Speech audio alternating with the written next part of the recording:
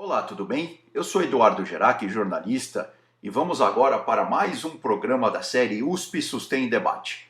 O nosso tema hoje é bastante interessante. Vamos falar sobre políticas públicas e como elas se relacionam com o mundo acadêmico, com a ciência de uma forma geral. Quer dizer, vamos debater, como essa sintonia precisa ser cada vez mais estreita. Para isso, contamos mais uma vez com um time de primeira.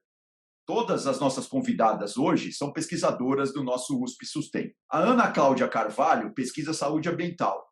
A Caroline Kruger aborda, dentro do seu projeto de pós-doc, recursos humanos e sustentabilidade. A Carolina Xavier está investigando a insegurança alimentar entre universitários. Temos também a Ilane Campos, pesquisadora da gestão de resíduos sólidos, a Fabiana Seleguin, que está interessada nos desdobramentos das mudanças climáticas, a Joyce Gomes, também voltada para a insegurança alimentar, e igualmente importante, apesar de estar em última aqui na nossa apresentação, a gente vai conversar também com a Juliana Vicentini, que estuda comunicação ambiental. Uma área absolutamente fundamental, se é que eu posso puxar um pouco a brasa para a minha sardinha. E eu já vou jogar minha primeira provocação, minha primeira pergunta aqui para vocês. Bom, temos dados de qualidade sendo gerados, certo? Eu imagino que todo mundo concorde comigo nesse ponto. E se temos, eles estão realmente chegando aos formuladores de políticas públicas no país? É um tema que, de alguma forma, tem avançado bastante nos últimos anos ou não? Aí estamos aí mesmo um pouco que travados, apesar, obviamente, da pandemia, tem toda essa discussão, claro, que a gente nunca pode esquecer. Mas, enfim, como que vocês estão vendo essa questão do uso dos dados, da geração de dados e essa aplicação direta aí nas políticas públicas? Eu não sei quem que prefere começar. Eu posso começar. Olá, Eduardo. Olá a todos. É um prazer estar com vocês Oi, Juliana, tudo bem? aqui hoje. Bom, a produção de dados com qualidade, pautados pelo rigor técnico-científico, ela já é uma realidade entre nós. Mas isto não é sinônimo de popularização, ou seja, de acesso universal a esses dados pelo poder público. Eu acredito que a comunicação entre o Estado e a universidade possa ser um pouco mais acentuada a partir do momento em que ambos compreenderem que são interdependentes. Então, a ciência, ela precisa ser entendida como uma prestadora de serviço, no sentido de dialogar com a esfera pública, de conhecer as demandas do Estado e, assim, de verificar de que maneira ela pode contribuir para a solução dos problemas. E, simultaneamente, o Estado deve procurar as instituições de pesquisa para que elas sejam uma das colaboradoras no processo de formulação, concretização e avaliação de políticas públicas. A troca de dados, informação, a comunicação deles e a comunicação entre as partes interessadas é imprescindível para o avanço nas áreas de saúde e meio ambiente, por exemplo. Perfeito, Juliana. Não, sem dúvida, essa coisa da integração, essa sinergia aí entre vários atores, entre várias áreas, é muito importante. E aí, gente, quem mais quer dar um pitaco agora aí sobre isso, por favor? Pode ir, Ana Cláudia, por favor. Primeiro, eu gostaria de agradecer, pela organização do Eduardo, por estar aqui com as outras pesquisadoras também, é um prazer, Eu acredito, sim, concordo com a Juliana, concordo com você, Eduardo, que sim, nós temos muitos dados, de qualidade, que estão sendo constantemente gerados, principalmente por meio das pesquisas científicas, que são desenvolvidas nas universidades também, nos institutos de pesquisa. Só que, no entanto, esses dados eles ficam disponíveis em diferentes plataformas, em vários formatos, O ideal, o nosso sonho seria que tivesse investimento para disponibilizar os dados em plataformas, assim, uma plataforma única, que abrangesse temáticas voltadas à área ambiental, social, econômica, entre outras áreas. Isso faria com que, assim, fosse otimizado tempo, recurso, além de facilitar essa integração de diversas informações que se complementam. né? Por exemplo, particularmente, eu trabalho com dados georreferenciados, né? E atualmente é possível a gente obter acesso a inúmeras bases de dados nacionais e até mesmo internacionais que antigamente não existiam, né? Por exemplo, hoje nós temos bases de dados, né, que referenciam metadados, que têm disponibilidade, disponibilizam dados em diversos formatos, mas ainda que necessitam de um avanço, né? Então, como você perguntou, o tema ele tem avançado nos últimos anos? Pela minha experiência, acredito que sim, mas a gente tem muito ainda a contribuir, muito, a gente vislumbra muito mais do que isso, né? Eu cito aqui plataformas como antigamente não existiam e hoje facilitam muito mais a questão de pesquisa, né? Como o Microbiomas, né? Que trabalha com a questão do uso e cobertura do solo, a Agência Nacional de Águas e Saneamento Básicos, né? Com indicadores, né? E o próprio IBGE, por exemplo. Certo, não, sem dúvida. O trabalho lá do Tasso Azevedo, né, no Mapa Bioma, sem dúvida, é muito importante, né? Eles têm realmente uma... É aquela coisa que você disse, é um approach científico, né, obviamente, e aí tem um monte de ferramenta moderna, né, que está ajudando ali a garimpar os dados, os bons dados, e, obviamente, mostrar realmente o que está acontecendo, como o próprio nome diz, nos nossos biomas. A Carolina Xavier também levantou a mão. Por favor, Carolina. Queria pegar um gancho aí na fala da Ana Cláudia, né, que o que ela fala é um ponto importante, né, internacionalmente. Tim Berners-Lee, o criador da web, ele cria uma classificação da qualidade de dados, né, dando 5 classificações de 1 a 5 estrelas de acordo com a qualidade do dado disponibilizado. Muitas plataformas, até que a Ana Cláudia aí citou, por exemplo, o IBGE, se eu posso citar o nome da instituição assim, eles dão essa possibilidade da gente baixar os dados, mas a gente tem que fazer sistematicamente a escolha de várias opções, de vários atributos para conseguir fazer obter esses dados e fazer isso sistematicamente várias vezes para conseguir fazer um rastreamento desses dados de uma forma que possa servir para algum estudo realmente. Então, o que seria ideal é ter dados linkados, como a Ana Cláudia falou, com outras bases de dados, onde todos possam entender exatamente o que está dizendo quando você coloca um atributo ali naquela tabela. Por exemplo, os dados georreferenciados, se você vai falar que você encontrou uma espécie de algum bioma, qual bioma que é, de acordo com qual classificação, de acordo com qual base de dados. Então, os dados linkados, eles são dados de maior qualidade. Disponibilizar dados em PDF não é disponibilizar dados, é informação que a gente tem que exaustivamente ler e não pode tabular, não pode fazer uma detecção de anomalia nesses dados, né?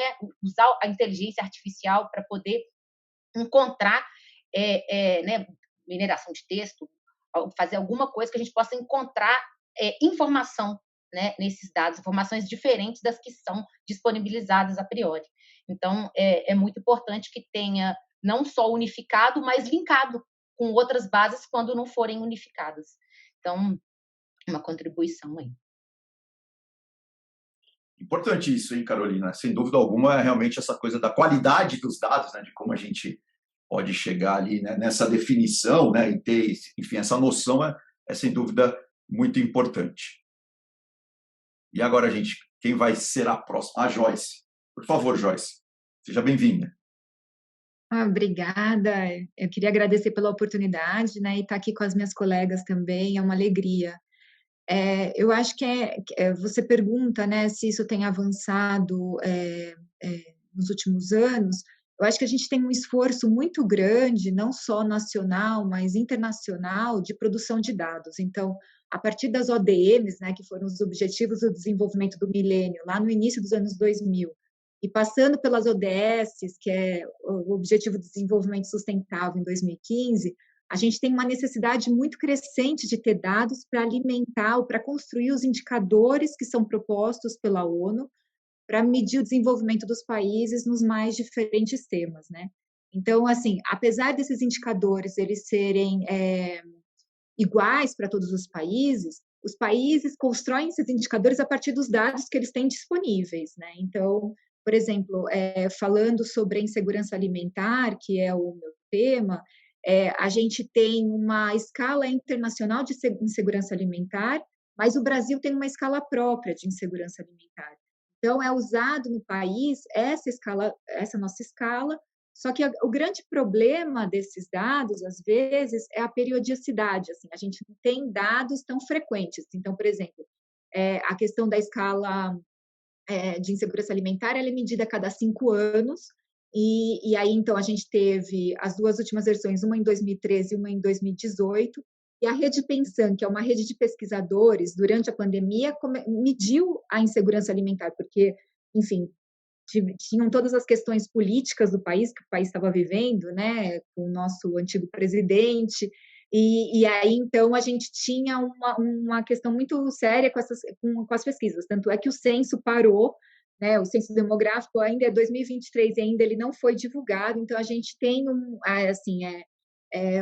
bloqueio dessas informações que é bastante preocupante para quando a gente vai pensar uma política pública. Então, a gente teve a última vez que se mediu a insegurança alimentar de forma oficial no país foi em 2018, né, mostrando aí, dando um panorama de uma insegurança alimentar crescente entre a pesquisa anterior, que tinha acontecido em 2013, mas agora, em 2022, 2021, 2022, quando a Rede Pensão mede, ela vê que tem uma escalada da fome muito grande.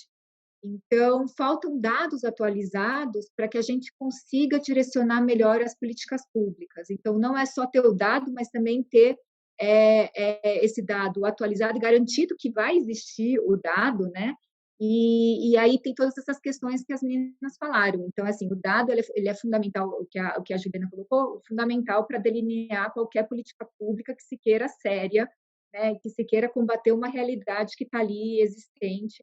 Então, a gente precisa de dados. A gente precisa, então, que eles sejam periódicos, né? Que eles mantenham. Então, agora, esse censo demográfico já tem 13 anos do nosso último censo, e sabendo que todas as políticas no Brasil são baseadas nele, praticamente, então a gente fica assim um pouco à mercê. E a outra questão, por exemplo, da EBIA, dessa escala brasileira, e que se mede a cada 5 anos, é a questão da escala mesmo, né? Então, a EBIA ela é medida para o país como um todo e para as grandes regiões.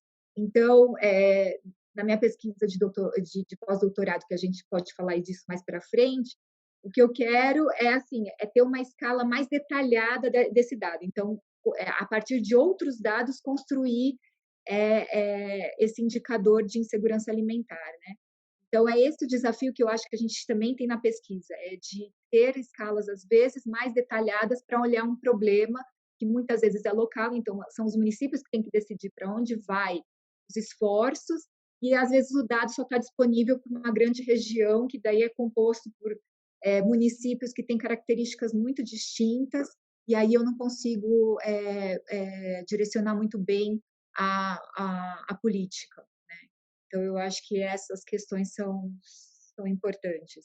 Não, sem dúvida, Joyce, essa coisa da continuidade dos dados, né? Sem dúvida, o último censo faz muito tempo, realmente, como você disse, é bastante coisa, né? Assim, não dá para realmente seguir exatamente o que está acontecendo, né? Porque é um intervalo muito grande. Sem contar essa coisa também da sintonia fina dos dados, né? Muitas vezes faltam dados, né? Em algumas regiões do Brasil, principalmente, né? A gente tem esse problema. Eu mesmo no dia a dia no jornalismo, né? Às vezes está fazendo uma reportagem, fazendo uma matéria e tal, e realmente a coisa não avança, não vai, porque é exatamente isso. Faltam dados ali, né? Da região, sei lá, principalmente na Amazônia, enfim, que eu faço bastante coisa sobre aquela região do nosso país. E agora, Fabiana, você que vai nos brindar aí com a sua presença, seja bem-vinda. Obrigada, Eduardo. Um prazer estar aqui também com as minhas colegas. Eu vou responder um pouquinho essa sua questão pensando no tema de mudanças climáticas. Sem dúvida, a ciência climática tem avançado no Brasil. Só uma interrupção. O problema das mudanças climáticas é que, além dos dados, ainda tem aqueles que querem negar os dados. Mas tudo bem, isso é um outro debate, é um outro programa e tal. A gente fala disso outro dia. Sem dúvida, mas tem coisa que não dá para negar, né? Principalmente no nível local, onde já os efeitos das mudanças climáticas já são sentidos, né? E para pensar em como se adaptar, em como construir resiliência, principalmente nas cidades, que é onde esses efeitos são mais sentidos, que é onde estão as pessoas, né? a gente precisa conhecer esses riscos. Então, ter uma boa avaliação de risco é o primeiro passo. Ou seja, conhecer quais são as ameaças, quais são os perigos climáticos, as vulnerabilidades existentes, os impactos potenciais e a probabilidade de eles ocorrerem. E aí tem muitas metodologias, tem muita gente trabalhando nisso na ciência, então tem um avanço, sim, bastante significativo.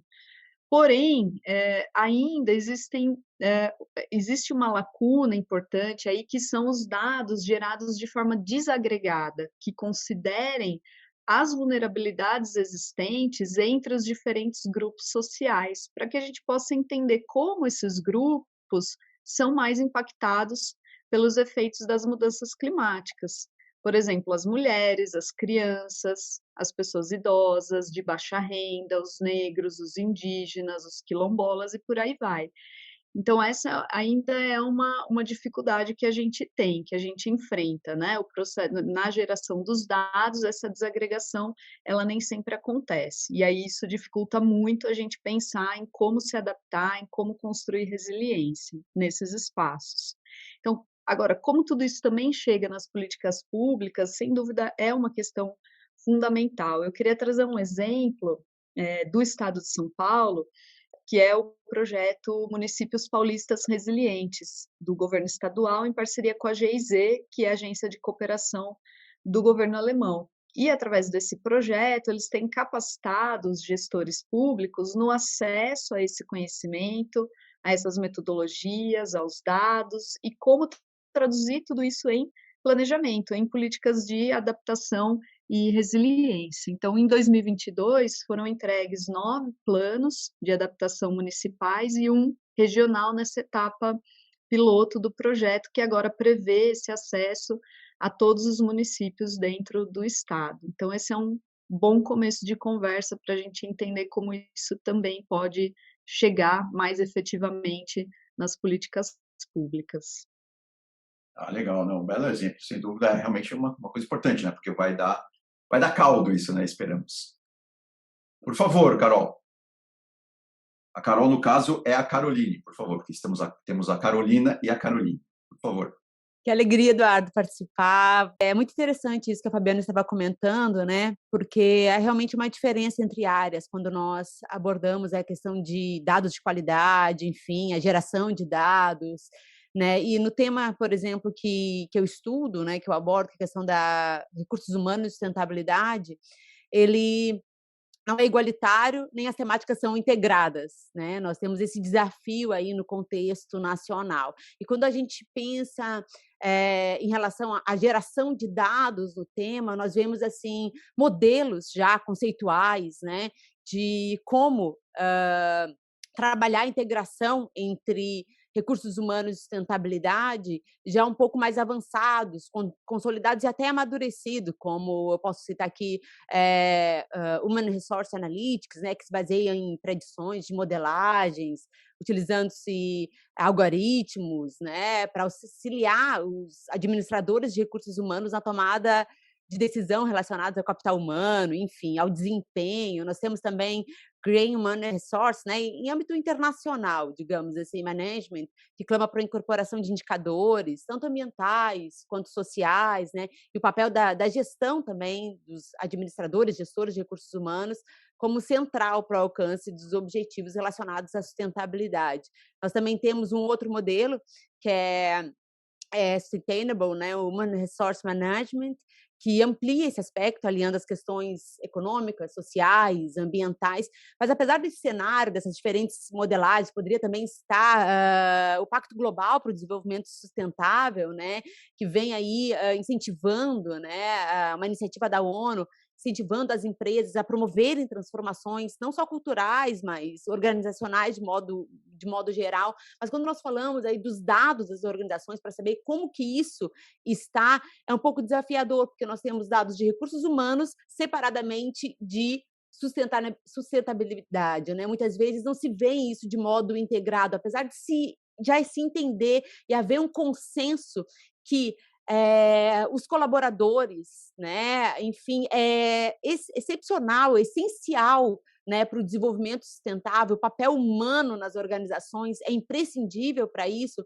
Muitas vezes isso não está alinhado. E quando a gente pensa, né, nas organizações, muitas vezes a sustentabilidade ali está debaixo do guarda-chuva do RH, às vezes não, está separadamente, né? Às vezes se vê ali o espectro, olha, a inclusão, a diversidade, o bem-estar no trabalho, a qualidade de vida. Então, vamos agregar. Em outros casos, isso está separado e geram também dados separados.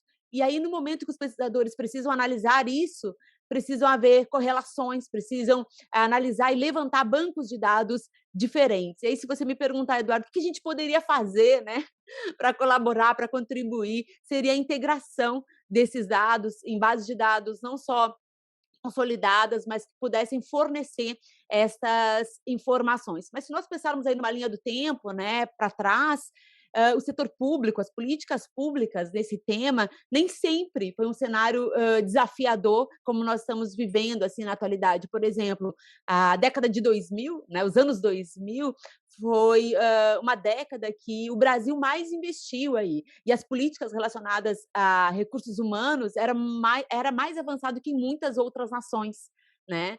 E aí nós temos, depois do ano de 2010, enfim, diversos cortes de recursos que levaram as organizações, principalmente as públicas de modo geral, a desafios aí não só para o desenvolvimento de competências de modo gerais, né, com seus recursos humanos, seus colaboradores, mas desenvolvimento de competências para a sustentabilidade.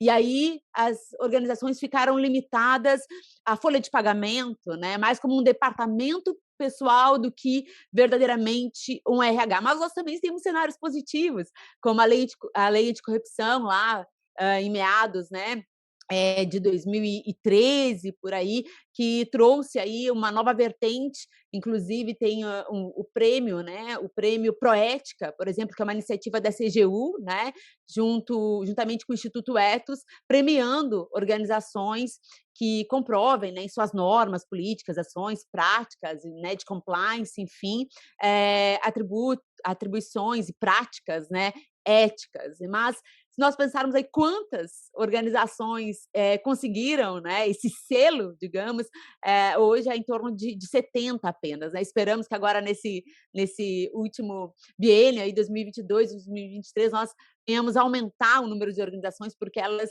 informam diversas questões cruciais, né, das suas empresas, principalmente as privadas, né? E que isso possa avançar também no setor público, não só com políticas aí para fornecimento de dados, porque muitas vezes os gestores de recursos humanos têm certo receio disso, né? Olha, estou cercado de indicadores, né? A gestão me fica pedindo dados, eles ficam meio receosos, né, de fornecer essas informações, e o quanto é importante, né, esse entendimento da relevância do levantamento desses dados, do fornecimento desses dados para o próprio avanço do RH e de práticas mais sustentáveis, né? Então, gestores que estão nos ouvindo, não tenham medo. É crucial, né, o fornecimento desses dados para aquilo que não só na academia pode fazer, mas os próprios gestores públicos e as empresas, de um modo geral, podem fornecer. Muito bom, Carolina. Não, sem dúvida, esse panorama inicial aqui, né, todo mundo falou, foi legal, foi interessante, a gente está conhecendo um pouco mais aí da área de trabalho de cada uma das nossas convidadas hoje, né? Mas falta a Elaine ainda falar, assim, essa introdução está já um pouco comprida e tal, mas realmente porque o assunto é muito rico, né? Cada projeto, cada participante aqui do programa USP Sustenta tem realmente muito o que falar. E, Elaine, no caso da gestão dos resíduos sólidos, né, que é a sua área de pesquisa, como que está essa questão aí da geração de dados, enfim, do tratamento dos dados? É uma área que realmente o Brasil tem avançado, se não me engano, você me corrija, obviamente, se eu estiver errado, nos últimos tempos, né, a gente tem bastante coisa acontecendo, mas, por outro lado, ainda tem muito que avançar, né? A gente teve a famosa lei, né, de gestão dos resíduos sólidos aí, que já fez mais de uma década, enfim. Como que você está vendo isso? Um panorama inicial, por favor, Elaine. Obrigado. Olá, Eduardo. Olá, os colegas do USP Sustem. É sempre muito gratificante poder fazer essa participação. Respondendo a sua primeira pergunta, na verdade eu vejo assim, a USP, enquanto promotora do ensino, pesquisa e extensão, ela tem também essa frente mais participativa e atuante, desenvolvendo pesquisas, projetos de pesquisas que contemplam as diferentes áreas, né? Então, essa pesquisa que nós estamos conduzindo, ela tem muito mais esse viés de uma entrega para a USP, né? Então, no momento que a gente está fazendo um diagnóstico para identificar quais são os resíduos que são gerados, quem está gerando, quais são as unidades que são as maiores geradoras, digamos assim, de resíduos, a gente também está fazendo esse levantamento de dados, né? Então, esses dados eles vão servir para a comunidade como um todo e para a própria USP, para os próprios gestores, para tomada de decisão. Então, hoje, o que a gente tem? A gente tem estudos nas diferentes linhas de pesquisas que vêm mais do setor empresarial. O setor acadêmico muitas vezes não é contemplado, então muitas vezes faltam dados que sejam oriundos das universidades, né? Nesse aspecto que eu mencionei ali para ti, que é justamente de trazer esse panorama de geração de resíduos pelas próprias universidades e instituições de ensino superior, como é o caso da USP, que vem sendo feito atualmente, que a gente está atuando nessa frente. O projeto ele tem essa frente qualitativa e quantitativa e análise dos dados em si, ela deve ser cuidadosa, né? Então, nós fizemos diagnósticos, nós fizemos entrevistas com os servidores, com as pessoas que estão atuando na linha de frente de resíduos, né? Que tem esse entendimento muito maior. E, a partir disso, a gente vai tentar entender quais são as dores desses operadores, digamos assim, né? Os próprios servidores que dependem deles para que a mudança seja feita. Então, a partir disso, também sugeri algumas mudanças, algumas melhorias que pudessem encabeçar novas ações, novas políticas públicas dentro e fora da USP, né, para a comunidade interna e para a comunidade externa também. Propiciar esse tipo de geração de dados para os tomadores de decisão, né, para que possam promover, de certa forma, interna e externamente, de forma participativa e integrada, né? E quando a gente fala participativa e integrada, também entre os servidores, os alunos e a comunidade como um todo. Uma outra frente de estudo é entender como que essa população de alunos, né, que a universidade detém, como que está sendo o comportamento em relação à geração de resíduos orgânicos, né? Essa é uma outra frente de estudos que a gente está tendo alinhado ao USP Sustem, né, e com participação dentro do projeto também, vinculada dentro do projeto. E a partir disso, essa geração de dados, de certa forma, ela vai propiciar um melhor entendimento do cenário atual, com vistas a também sugerir políticas públicas para a universidade de uma forma geral, certo? Eu vejo dessa forma, né? Então, se você for ver em relação a dados, de certa forma, a maioria dos estudos ele tem mais esse viés empresarial, de geração de resíduos, né? E essa pesquisa ela visa suprir essas lacunas, né? Esse estudo está tentando suprir esses gaps de pesquisa, né? A gente costuma dizer assim. Bom, muito bom, gente. Então, essa primeira parte da nossa roda de conversa, né, onde cada pesquisadora colocou aí de forma muito brilhante, né, um pouco do seu projeto, um pouco dessa coisa do tratamento de dados. Agora, eu queria avançar um pouco mais aqui nessa nossa conversa, porque, assim, se a gente tem dado de qualidade, ou se a gente, como vocês mesmos disseram, né, a gente precisa avançar aí na questão de obtenção dos dados, né, aquela coisa do dado mais refinado, dado mais qualificado, enfim. Outra pergunta que também imagino que surge aí na cabeça do nosso ouvinte agora é como fazer o tratamento desses dados, né? Como que a metodologia que vocês usam para tratar realmente esses dados. Porque, obviamente, hoje, a gente ouve muito, né, inteligência artificial, os famosos robozinhos, enfim, tem tudo isso. Mas, enfim, como que tudo isso pode ser aplicado aí no dia a dia de vocês, ou está sendo aplicado, melhor dizendo, no dia a dia de vocês? E aí também, se a gente já puder amarrar com uma outra coisa, né, que já pensando aí no médio e longo prazo, por exemplo, na área de vocês, O que seria legal a gente ter em termos realmente de soluções, de avanço, sei lá, pensando no médio prazo, né, daqui a 3, 4, 5 anos, ou seja, a minha área, assim, seria muito legal com base naquilo que eu estou olhando e tal, em termos de dados, em termos de tratamento e tal, ou seja, quais são as trilhas, entendeu? Quais são os percursos, os caminhos aí que a coisa deve seguir? Quem quer falar primeiro, por favor? A Carolina. A Carolina vai começar, então. Por favor, Carolina. Obrigado pela presença mais uma vez. Então, no contexto do meu projeto, né, eu estou trabalhando com segurança de dados na comunidade universitária. Né? Teve um estudo durante a pandemia, né, com 2.123 estudantes da Universidade de São Paulo, e também em outros cinco estados, 4 estados, mas especialmente na Universidade Federal, né? Falei tudo errado agora, corta tudo. Eu sou tão Universidade Federal que eu falei federal. Espera aí que eu vou começar de novo. 1, 2, 3, vai. Já. Então, durante a pandemia aí da Covid-19, foi feito um estudo, né, relativo à insegurança alimentar nos universitários em 5 estados, e especialmente na Universidade de São Paulo, com 2.123 estudantes. E observou-se que, mesmo na comunidade universitária, onde não se espera, existe uma prevalência, né, de insegurança alimentar. E entre a tabulação dos dados e os dados estarem prontos para serem publicados e analisados por gestores, fazer isso na mão leva muito tempo. Né? Então, aí que vem a minha contribuição nesse projeto. Né? O uso da inteligência artificial, o uso da análise de dados automática para que a pesquisa e o resultado eles fiquem mais próximos. Né? Então, eu acho que o caminho é a interdisciplinaridade. Né? É o uso desses mecanismos transversais para que os produtos sejam rapidamente entregues para quem realmente precisa ser entregue. Então, fazer a pesquisa com os universitários, se sair 2 anos depois, qual que é o nível de insegurança alimentar, o universitário ou já formou ou já evadiu. A gente não pode ter esse tempo, né, perdido.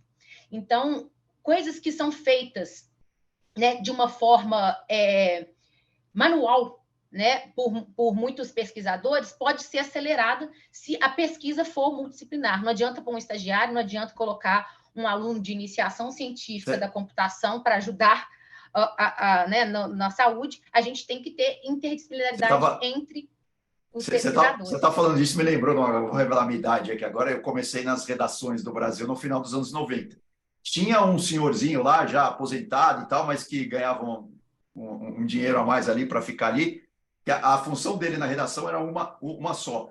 Todo dia ele pegava o diário oficial e lia o diário oficial, e aquilo que ele achava que podia ser notícia, ele recortava tal e dava para os repórteres e tal, para correr atrás. Hoje, obviamente, a gente tem programas, robozinhos, que você, com palavras-chave, você extrai tudo que você quer do diário oficial. Né? Então, eu acho que assim, a interdisciplinaridade, né, é um casamento, né, da computação, da estatística, das áreas fins, né, que seria a nutrição, né, todo o contexto de sustentabilidade, eles têm que estar juntos para a gente ter a entrega da pesquisa em menor tempo. Né, para a gente, não para ser automático, mas para ser posteriormente analisada pelo especialista. Né, para a gente fazer pesquisas, né, de qualidade. Então, o uso da inteligência artificial vem para aí, para acelerar, né, os resultados em relação a uma análise manual. Perfeito. Agora, Caroline, você também, pegando o gancho que a Carolina falou, né, quando você estava falando, aí eu lembrei, questão do mundo corporativo hoje, a gente tem muito essa discussão do ESG, que é mais ou menos isso também, né? ESG é aquela sigla que refere-se à questão ambiental, social, socioambiental, né, dependendo do caso, e de governança das empresas e tal. Porque é isso, né? Hoje se discute muito como medir o ESG, né? Porque tem aquela discussão mais macro, né? Que, enfim, será que realmente a empresa ou o setor como um todo está olhando para isso? Ou será que está fazendo só o famoso e popular greenwashing, né? Como que a gente pode medir isso e tal? Ou seja, pelo que eu entendi, isso é uma das questões aí da sua área de pesquisa de atuação, né? Ou seja, como melhorar essas medições, né, no curto, médio e longo prazo, não é isso? E a sua pergunta é muito relevante sobre o ESG, né? Que ele vem de um acrônimo em inglês, que em português faz referência aos termos ambiental, né, social e de governança de uma organização. E por que a relevância, né? Porque apesar dessa discussão ter se dado início lá em torno de 2004, agora nos últimos anos ela tem sido fomentada, né? Principalmente pelo mercado financeiro, mercado de ações, né? Que tem priorizado as organizações que possuem práticas, né?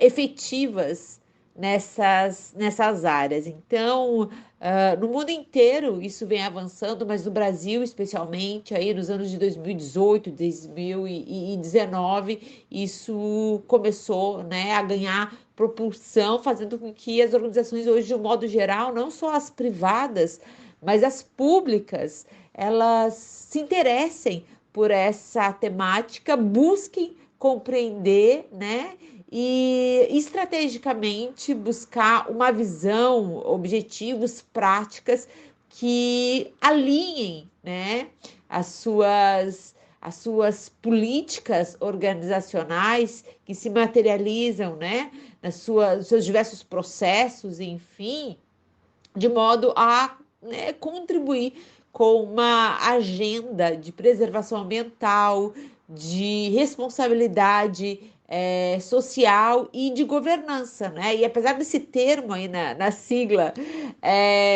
estar em terceiro, na verdade ele é primário, né? Porque é a governança que vai ali instruir e direcionar para que as questões ambientais sejam pautadas às sociais também. Então, essa questão, ela permeia de todas nós, né, de todas nós colegas, de todas as nossas pesquisas, e é uma agenda realmente muito relevante, a qual as organizações públicas e privadas precisam se alinhar, né, dado aí os objetivos que precisamos alcançar para o desenvolvimento sustentável, tanto quanto, né, para sobrevivência e um desenvolvimento sustentável organizacional mesmo.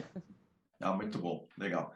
Obrigado, viu, Carol? Sem dúvida, não, assim, ó, tanto o que a Carolina falou quanto o que a Caroline falou é isso, né, gente? Ó, tudo bem que o jornalista tem mania de querer resumir demais e tal, mas hoje na fase na era do Twitter, enfim, do Instagram, assim, é visão sistêmica. É claro que como faz isso, muitas vezes é uma discussão interminável e tal, isso também não pode virar o senso comum, né? A gente não pode achar que a complexidade por si só é a complexidade e não enfrentá-la. Obviamente que tem que enfrentar, e aí é o que a gente está falando aqui, com dados, com metodologia, enfim. Mas, por exemplo, na área de saúde ambiental, Ana Cláudia, eu acho que é isso também, né? Ou seja, tem muita coisa aí para caminhar, para avançar, até para isso. Por exemplo, se a gente fala no Brasil, por exemplo, a questão do SUS, do Sistema Único de Saúde e tal, da eficiência do SUS, né? Isso é uma coisa hoje que vários pesquisadores, né, vários cientistas hoje tentam fazer isso, ou seja, como a gente consegue fazer com que o sistema fique mais eficiente para a população que está lá na ponta da cadeia, né? E isso, obviamente, engloba a questão financeira, a questão técnica, né? A questão médica propriamente dita, né? A questão da formação dos médicos, né? Tudo isso, né? Ou não? Isso, por exemplo, na minha pesquisa, né, relação da pesquisa com saúde ambiental aqui no pós-doutorado, né, no meu pós-doutorado, a gente sabe que eu estou aprendendo mais para a questão mais ambiental, né, porque a gente sabe que saúde ambiental é uma preocupação em nível global, né, e vai integrar aí a qualidade de vida humana, né, com diversos fatores, né, do meio ambiente. E essa temática ela tem relação com diversos setores, né, Eduardo? E entre eles, eu estou puxando a pesquisa para o lado agropecuário. Então, a nossa ideia, a grande contribuição, na verdade, é trazer uma proposta para uma agricultura e pecuária mais sustentável, contribuindo aí com os Objetivos de Desenvolvimento Sustentável da ONU, né? Então, ao trabalhar essa questão desses dados, o que a gente pensa? Eu, no meu caso, como trabalho com dados geoespaciais, né, a gente trabalha isso dentro de um sistema de informações geográficas, que são os denominados CIBs, né, que é um conjunto de software, hardware, informação espacial, né, que vai possibilitar a gente tratar esses dados, armazenar, criar novos dados, dependendo da metodologia que a gente utiliza. Por exemplo, uma análise de multicritério possibilita a gente criar uma série de documentos interpretativos que vai auxiliar o tomador de decisão a elaborar diretrizes, para orientar, né, os gestores e planejadores em si. Então, com base nesses dados que estão sendo trabalhados, por exemplo, na pesquisa, a gente está visando, né, mostrar, apresentar uma lista de indicadores de sustentabilidade e também propor um guia prático, né, apresentar esse guia prático com orientação a produtores rurais, né, indicando uma série de técnicas, tecnologias para sistemas de produção agropecuários sustentáveis, né, que poderão ser implementados, por exemplo, e trazem respostas positivas em curto, em médio e longo prazo, né? Por que eu falo isso, né? Porque as práticas sustentáveis aplicadas a esses sistemas de produção, eles trazem diversos benefícios ao ambiente, né? Pode ser, por exemplo, a conservação do solo, a ciclagem de nutrientes, a redução significativa, por exemplo, a mitigação de emissão de gases de efeito estufa, né, que vai conversar muito bem com a Fabi, né, com a Fabiana, né, com a relação às mudanças climáticas, enfim, tem tudo a ver. O aumento do estoque de carbono no solo, né, então vários outros benefícios que nos permite, né, melhorar em si depois a qualidade ambiental e, porventura, né, e consequência disso, a qualidade humana, né, na nossa geração e nas gerações futuras também. Não, perfeito. Não, sem dúvida, André. Quando eu dei o exemplo do SUS, é claro, era para chegar aí onde você chegou. Você pegou o gancho de forma correta, porque é isso, né? São boas práticas, né? E aí você tem indicadores, é o que a gente estava dizendo agora há pouco, ou seja, são formas eficazes, robustas, vamos dizer assim, de enfrentar o complexo, né? Porque, sem dúvida, e aí, obviamente, no caso específico aí do seu projeto, é isso, né? A saúde ambiental pressupõe não só a questão do próprio meio ambiente em si, né, como o bem-estar, a qualidade de vida das pessoas também que estão ali envolvidas naquela cadeia de produção. Agora, Fabiana, no caso específico das mudanças climáticas, eu acho que, assim, muda o molho, mas a questão de fundo é mais ou menos a mesma, né? Ainda mais se mudanças climáticas, obviamente, hoje em dia é um mundo, né? Assim, e, por exemplo, você passou por isso rapidinho na nossa primeira parte da roda de conversa, tem a questão até, por exemplo, daquelas ilhas oceânicas que estão ali, né, perdidas, que, enfim, estão sofrendo muito com a questão das mudanças climáticas, ou seja, são vários potes, né, dentro de uma caixa gigantesca e tal, e sem dúvida alguma a gente ter metodologia e ter caminhos, né, eu acho que faz parte do todo, né? Sem dúvida, Eduardo, sem dúvida. A adaptação, por exemplo, a gente está falando de mudança climática, né? Mas aí a gente tem o viés da adaptação, o viés da mitigação, que são exatamente como você colocou, mundos, né, complementares, mas que têm as suas especificidades, né? Em termos de metodologia, de dados e tudo mais. Mas, de qualquer forma, assim, a adaptação à mudança do clima, ela é complexa, né? Requer uma abordagem estratégica, sistêmica, que envolva diferentes níveis de governança, diferentes setores de atuação governamental, não é um tema que está fechado só no Departamento de Meio Ambiente, envolve saúde pública, envolve transportes, envolve planejamento, enfim, tudo que a gente está conversando aqui passa por essa questão também, né? E os diferentes segmentos da sociedade, né? Então, a gente está falando muito dessa questão dos cientistas, com os gestores públicos, né? E aí, um exemplo que eu trago aqui também, nesse sentido, são dados que nós temos hoje já disponíveis de projeção climática para o nível municipal, pela plataforma do INPE, né, pelo P-Clima do INPE. Então, quer dizer, esses dados eles existem, estão acessíveis para o nível municipal, porém nem sempre são compreensíveis para os formuladores de políticas públicas. Nós temos realidades muito distintas nos municípios brasileiros. Muitos carecem mesmo de recursos técnicos, humanos, né? Então, por isso, o que tem funcionado bem no que a gente tem olhado, né, como um todo, no planejamento de adaptação, são as cooperações, são os trabalhos conjuntos entre os gestores e técnicos das prefeituras, com os cientistas e os pesquisadores. E isso, no Brasil, tem se dado principalmente por meio de projetos de cooperação conduzidos em grande parte pelo ICLEI, que é uma rede global de governos locais, que trabalha com temas de sustentabilidade, e mais recentemente pela GIZ, como esse exemplo que eu dei do projeto Municípios Paulistas Resilientes. E aí um material super relevante que eu gostaria de destacar e que reúne muito bem essas informações, as metodologias, os dados, né, que são necessários para fazer um planejamento climático, onde é que estão esses dados, como usá-los e por aí vai, porque isso também está muito pulverizado hoje, né? Então, esse é um guia, né? Guia de adaptação e resiliência climática para municípios e regiões. Então, é um material bem interessante, acho hoje bem assim completo, ele está passando por uma revisão já, mas já é um bom início aí de conversa, digamos assim, para aquele município que deseja se planejar, né, para as próximas décadas. A gente está falando sempre aí com uma perspectiva de futuro, mas, na verdade, a gente já tem que abordar e enfrentar diversos problemas urbanos que já estão colocados, né, para os municípios. E aí, nesse sentido, eu gostaria de deixar mais uma vez aqui reforçada essa questão das desigualdades que nós temos, construídas aí por relações de gênero, de etnia, de faixa etária, de cor, de raça, de renda, que também vão implicar em diferentes níveis de respostas a esses desafios que as mudanças climáticas trazem e que, portanto, precisam ser abordados pelas políticas públicas que vão nessa direção.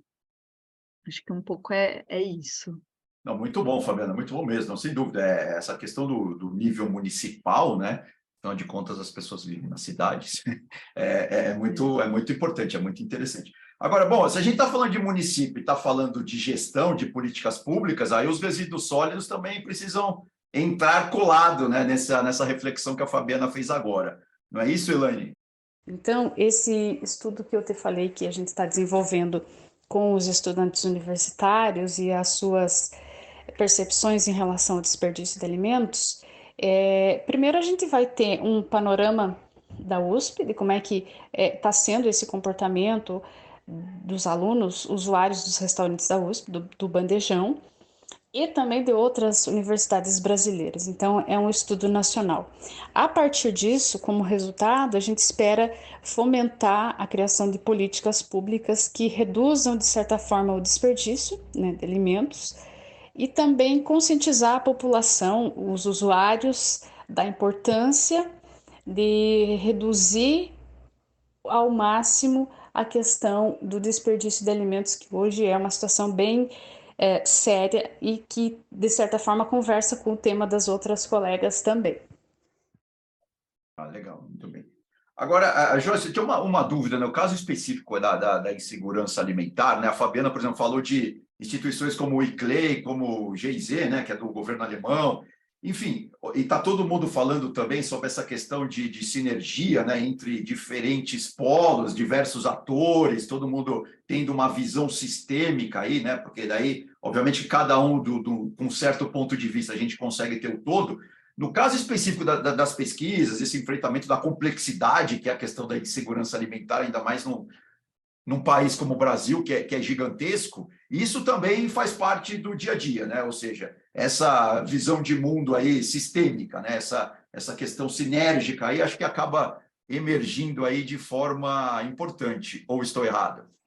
Acho que é importante primeiro esclarecer que a segurança alimentar ela não diz respeito apenas a ter acesso ao alimento, que precisa ser necessariamente nutritivo, mas esse tema tangencia e, inclusive, somente se alcança no momento em que são garantidos outros direitos, como o acesso ao saneamento básico, a renda adequada, enfim, quando são garantidos o acesso aos diferentes aspectos necessários para ter uma vida com qualidade.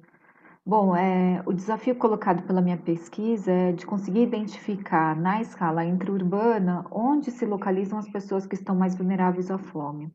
Ao mesmo tempo em que as pesquisas oficiais que medem a insegurança alimentar, como eu disse na primeira parte, como que utiliza a escala brasileira de insegurança alimentar, tem uma limitação em termos de escala territorial, né, uma vez que os dados eles são divulgados para o país como um todo e para as grandes regiões, mas essas pesquisas elas também trazem algo bastante importante, que é o perfil da população que está mais exposta à fome, né, então que a gente entende como sendo os determinantes da insegurança alimentar. Com isso, eu consigo saber em quais faixas de renda, qual composição familiar, quais as características do domicílio, as características dos chefes dos domicílios, a insegurança alimentar tem maior incidência. Muitos desses dados eles estão disponíveis, por exemplo, no censo demográfico, que é realizado a cada 10 anos, e onde a gente tem, são entrevistados, né, quase que a totalidade da população. E os resultados do censo, eles são divulgados na escala do setor censitário, que agrega, em média, apenas 300 domicílios. Isso me permite olhar para a fome, ou melhor, para esses determinantes da fome que eu disse, numa escala muito detalhada. Lembrando que não são só os municípios que compõem o estado ou uma grande região que são diversos e possuem características heterogêneas, mas internamente os municípios, a gente tem características muito distintas, inclusive entre classes sociais que nos parecem, assim, num primeiro olhar, homogêneas. Então, por exemplo, dentro da pobreza existem diferentes gradações de pobreza, né? A pobreza ela não é igual. Por isso, para me aproximar de quem seria prioritário para receber programas direcionados ao combate à fome, lembrando que ao atender essas pessoas eu também combato outras desigualdades sociais, minha pesquisa também visa caracterizar o ambiente alimentar em que as pessoas vivem, que ocorre por meio, nesse caso, da geolocalização dos estabelecimentos que comercializam alimentos frescos ou minimamente processados. Esses dados eles são levantados da base da RAIS, que é a Relação Anual de Informações Sociais, que todas as empresas precisam declarar anualmente. Com isso, eu consigo identificar os desertos alimentares, os locais onde a gente tem gente morando, mas não tem estabelecimentos que comercializam alimentos saudáveis. Então, além do acesso socioeconômico ao alimento, que eu consigo a partir dos dados do censo demográfico, né, caracterizando esses determinantes da insegurança alimentar, eu também consigo mensurar o acesso físico ao alimento. Outros dados que eu utilizo na pesquisa e que são igualmente importantes é saber onde, nas cidades, estão os investimentos públicos, onde estão as escolas, que cumprem uma função muito importante, porque garantem a alimentação no período de aula, as unidades de saúde, que fornecem atenção primária às famílias, a proximidade ao transporte público, que garante o acesso ao trabalho, à educação, que por sua vez impactam na renda da família. Então, dessa forma, é possível observar o tema da segurança alimentar de uma maneira muito mais holística, uma vez que ele resulta de diferentes aspectos da realidade. Outras fontes de dados que eu também utilizo na pesquisa, a fim de caracterizar a disponibilidade de alimentos, vêm, por exemplo, dos dados coletados pelas imagens de satélite, e aí eu uso os dados de uso do solo, classificados pelo Map Biomas. Então, eu identifico nos municípios onde está a produção de alimentos, e cruzando esses dados com os dados do censo agrícola, eu consigo enxergar tanto a produção existente de alimentos, quanto mensurar talvez uma produção potencial, né? Olhando essas áreas que são destinadas ao uso agrícola, demonstrando que é possível, por meio de políticas públicas, encurtar a distância entre as pessoas que precisam de comida e a produção da comida. Então, a ideia da minha pesquisa, em suma, é construir um modelo espacial utilizando dados abertos, que ao ser automatizado, ele consiga ser replicado e atualizado constantemente, porque se entende que quem tem fome não pode esperar. Então, as políticas públicas, para elas agirem, para a gente ter programas eficientes, eficazes, né, que de fato atendam as pessoas que precisam ser atendidas e precisam ser priorizadas, a gente não pode esperar muito tempo o processamento dos dados. A gente tem que automatizar isso, primeiro construir modelos robustos e consistentes que consigam ser replicados, que sejam atualizados, mas que também consigam dar respostas rápidas, né, para que os gestores municipais tomem suas decisões. Muito legal, Jacina. Realmente, sem dúvida, é um trabalho e tanto e muito importante, claro, né? Porque, obviamente, a gente está lidando com a fome, e é um modelo, como você disse, inédito, que pode fazer, pode dar muito certo, pode fazer muito bem para muitos municípios do país, né? Sem dúvida, muito legal. Bom, Juliana, mas obviamente que a comunicação também tem um peso importantíssimo nisso tudo, né? Porque, como eu gosto de dizer, né, o jornalista realmente gosta de ir para campo, gosta, enfim, de entrevistar pessoas e não ficar apenas entrevistando papel, né? Lendo papers, enfim, essas coisas todas. E aí a comunicação tem um papel central, obviamente que eu estou falando do jornalismo, mas tem a comunicação como um todo, que é fundamental nessa questão da proximidade com as comunidades, né? Com os vários grupos que estão sendo mencionados aqui durante o programa. E ainda mais essa comunicação voltada para a questão ambiental, que é mais fundamental ainda, né, Juliana?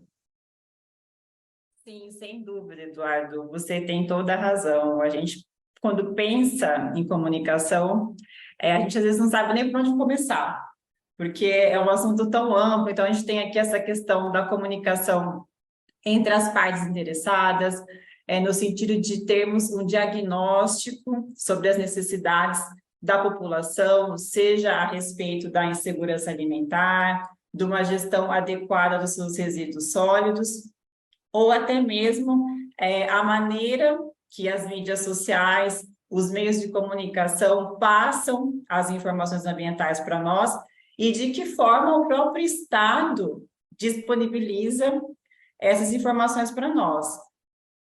Falando pela minha experiência e também fazendo um gancho aqui com o relato das minhas colegas, pensando nessa questão mais da ciência e das políticas públicas, me parece que um dos nossos maiores desafios que nós temos aqui é justamente essa questão do acesso à informação pública de maneira mais agregada, gratuita e de fácil manuseio para o usuário. Hoje, nós perdemos muito tempo tentando localizar dados das maneiras mais dispersas possíveis que nós temos no nosso país. E não só isso, não basta nós termos acesso a esse dado. A pergunta é, de que forma esse dado é disponibilizado? Esse dado, ele possui uma qualidade, ele possui relevância e aplicabilidade? Porque hoje, por exemplo, no Brasil, nós temos a Lei de Acesso à Informação e a Lei da Transparência Ambiental. Ambas, elas versam sobre a obrigatoriedade da disponibilização dos dados pelas esferas públicas para a sociedade. Mas o que a gente vê na prática é que, assim, trata-se mais de um aparato legislativo do que, na verdade, mais produtivo, mais concreto. Eu digo isso porque, para nós termos uma ideia, no que tange aos dados ambientais brasileiros, cerca de 70% deles ainda são incompletos ou sequer existem na base de dados pública governamental que possa ser acessado por nós, pesquisadores, ou por outras pessoas interessadas. E sem contar ainda a burocracia para a solicitação e a morosidade no retorno aos pedidos que nós fazemos. Então, esses fatores, todos eles juntos, eles dificultam demais a nossa vida de pesquisador. E a gente tem que pensar que é por meio do acesso desses dados, da transformação deles em informação e na comunicação desses dados, é que a gente pode implementar políticas públicas efetivas no nosso território, visando, assim, uma sociedade mais equitativa e, quem sabe, sustentável. Não, perfeito. Não, sem dúvida alguma, esse é um caminho, né, que a gente precisa perseguir aí nos próximos meses, anos e décadas, né? Por que não? Bom, gente, agradeço demais vocês aí, a participação de todas. Foi muito sensacional, realmente, né? Com vários pontos de vista, né? Vários projetos interessantes e instigantes e todos, obviamente, voltados, né, para essa questão de fortalecer, de dar robustez aí às nossas políticas públicas. E você, gostou desse conteúdo? Então nos ajude a espalhar ele por aí, tanto via eletrônica quanto no bom e velho boca a boca. Não deixe de ouvir os outros episódios dessa série de podcasts do programa USP Sustem. Fiquem bem, até a próxima. Tchau!